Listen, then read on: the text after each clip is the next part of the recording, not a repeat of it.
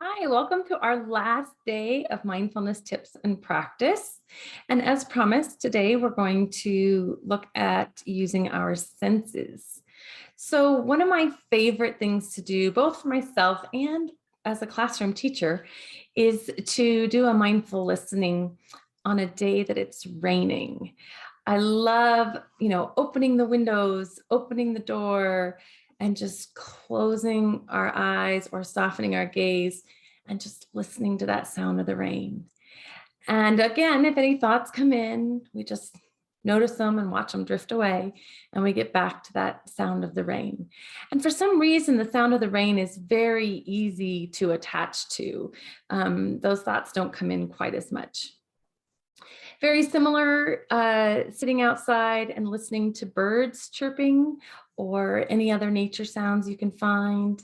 The sound of the wind through the trees, the sound of the ocean, the sound of a river, so on and so forth. So mindful listening is a lot of fun.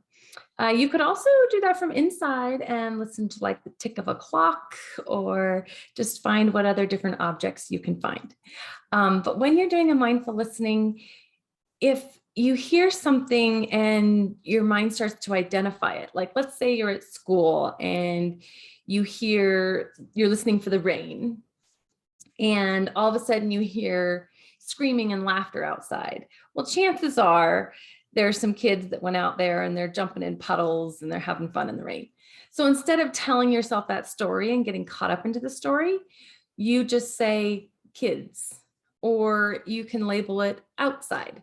And that way it's an outside sound versus an inside sound. And you're not getting too wrapped up into what's going on around that.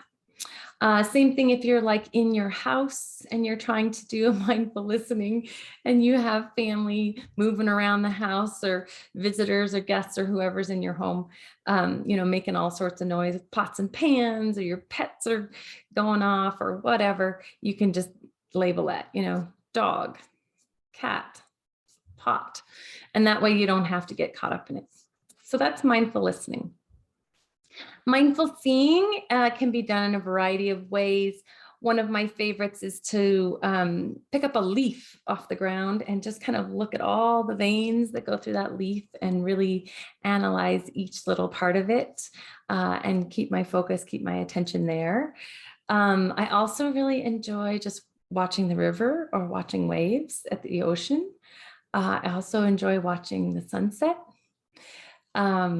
And I mean, you name it, anything that catches my attention that's bright, shiny, and pretty.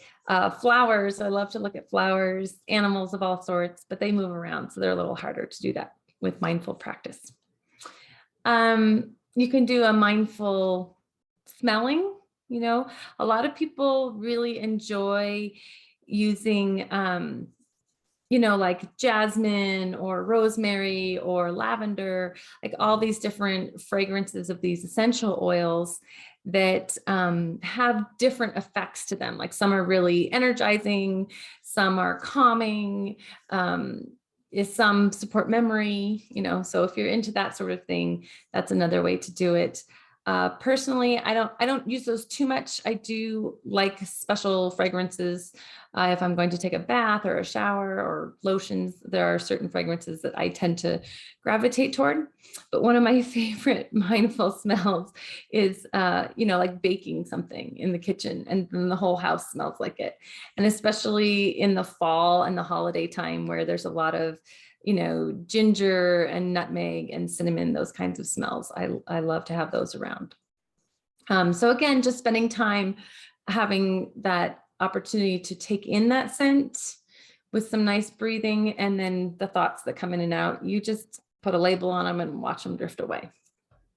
And then of course there's mindful feeling or touching, and you can do that with, really soft items like an animal, for one. I would love to, do that with my dog or my cat, both very soft, but there's also soft blankets.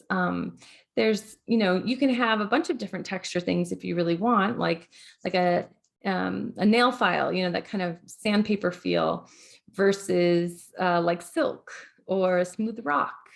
And I know a lot of times I will keep even a rock in my pocket and I'll just rub on it just as a way to kind of help me get focused. And especially if I'm having a lot of anxiety or a lot of spinning thoughts, that's a great way to just kind of hold on to it.